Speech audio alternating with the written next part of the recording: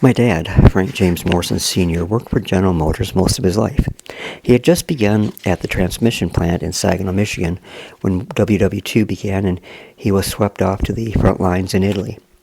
When he returned stateside, he went back to work at Chevrolet transmission plant.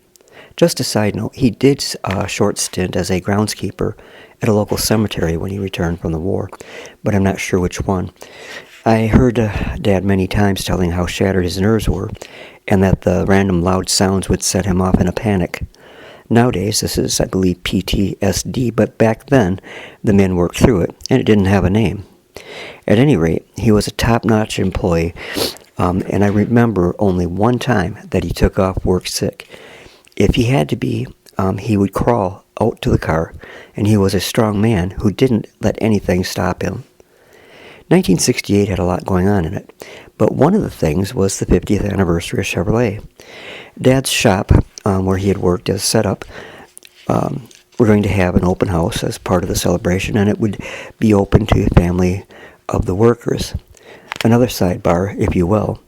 I was a real Dark Shadows fan back then in 1968, loved the show, and especially the eerie music, which was just as much a member of the cast as any of the performers.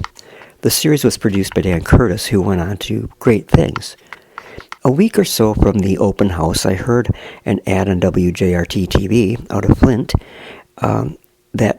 which is also the station that aired Dark Shadows.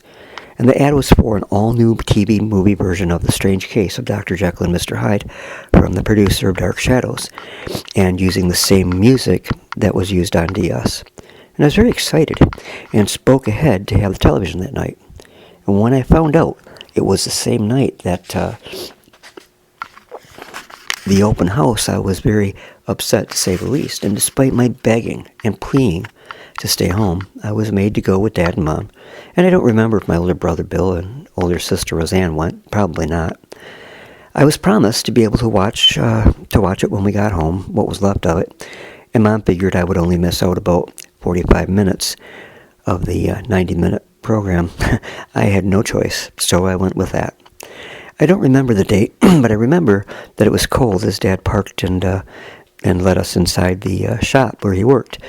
And I have to admit, it was pretty cool seeing where Dad worked and the huge machines that he worked on setting up. If it was anything other than a Dan Curtis production that I was missing, then I would have totally had a great time. He introduced us to many of his co-workers. One stands out in my mind quite clearly, Mr. Floyd Hoffman, who was a friend, not just a co-worker. Mr. Hoffman was a very happy-go-lucky kind of guy, always smiling and always joking. Several times Dad took us to Mr. Hoffman's house, which was on the corner of King Road and Dixie Highway, about halfway between Bridgeport, where we lived, and Saginaw. Mr. Hoffman raised rabbits to butcher and sell.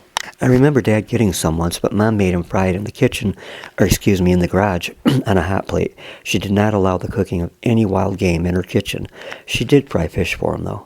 Anyway, I don't remember a lot about the open house, but they handed out this really cool gold-colored hard candy in the shape of the Chevrolet logo, and it was super, super good. I remember that really well. And I remember getting back home and having to have help kicking someone off the television so I could watch the remaining 45 minutes or so of the Strange Case of Dr. Jekyll and Mr. Hyde. In later years, I saw the production intact, and it was really quite good and pretty faithful to the Robert Louis Stevenson's book. In retrospect, though, I'm glad I didn't miss that open house, a one-time event, which couldn't be seen later with Dad and Mom. And I look back at it with great fondness. My writing this was the result of a token I got from my friend and historical archivist for my channel, Gil Alberg. It was a 50th anniversary token of copper, which I remember picking up one like it at the open house. One side reads, "Thank you, America, for 50 years of confidence." And the other side reads, "Yesterday, today, and tomorrow. Chevrolet, the symbol of quality." At Chevrolet Transmission in Saginaw, Michigan, they did produce quality due to the dedication of men like my dad, who gave his best as a setup man. Well, while you're here, why not take a half second and tick on the subscribe tab so that you don't miss out on any of the new programming coming here to the Dennis Morrison channel. Thanks for viewing, and God bless and good night.